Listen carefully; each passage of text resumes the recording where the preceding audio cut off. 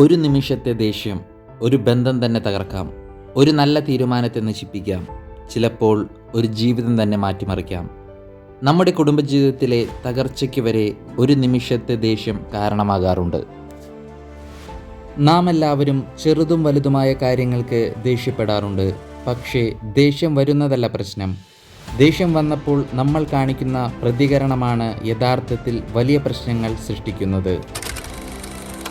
ഇന്നത്തെ ഈ വീഡിയോയിൽ ദേഷ്യം എങ്ങനെ നിയന്ത്രിക്കാമെന്നും അതുവഴി ജീവിതത്തിലെ സമാധാനവും കുടുംബ ബന്ധങ്ങളും എങ്ങനെ ശക്തമായി നിലനിർത്താമെന്നും ഈ വീഡിയോയിലൂടെ നിങ്ങളുമായി പങ്കുവയ്ക്കുന്നു.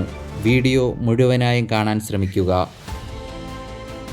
പെട്ടെന്ന് ദേഷ്യം വരുന്നത് ഒരു കുറവായി കാണരുത്. അതൊരു മനുഷ്യവികാരമാണ്.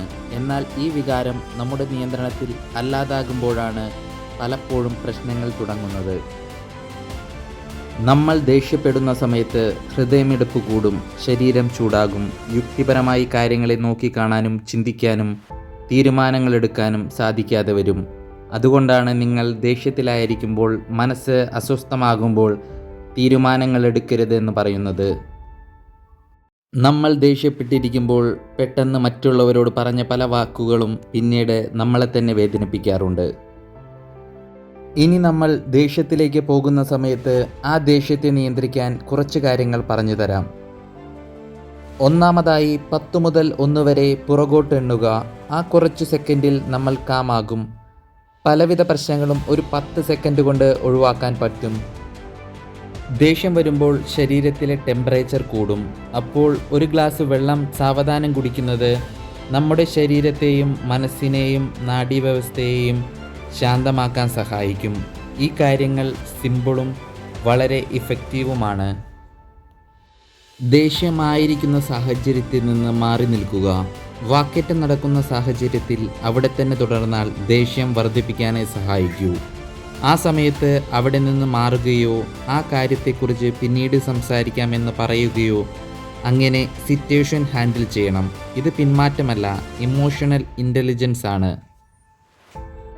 ദേഷ്യം വരുമ്പോൾ നമ്മൾ സാധാരണ എതിരെ നിൽക്കുന്ന ആളുടെ തെറ്റായിരിക്കും മെയിനായി അവരെ കുറ്റപ്പെടുത്തി പറയുന്നത്.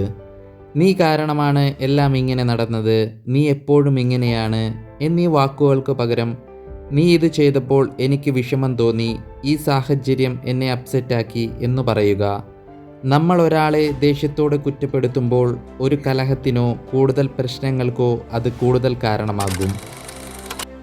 ദേഷ്യം അടിച്ചമർത്തേണ്ട ഒന്നല്ല, ശരിയായ രീതിയിൽ കൈകാര്യം ചെയ്യേണ്ട ഒന്നാണ്.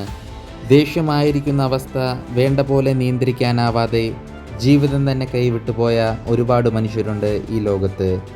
അതിനാൽ ഇനി നമ്മളുടെ ജീവിതത്തിൽ ദേഷ്യപ്പെടേണ്ട അവസ്ഥകളുണ്ടാകുമ്പോൾ മനസ്സിൻ്റെ നിയന്ത്രണം ഒരിക്കലും നഷ്ടപ്പെടുത്താതെ നമുക്ക് ആ സിറ്റുവേഷൻ ഹാൻഡിൽ ചെയ്യാൻ കഴിയട്ടെ.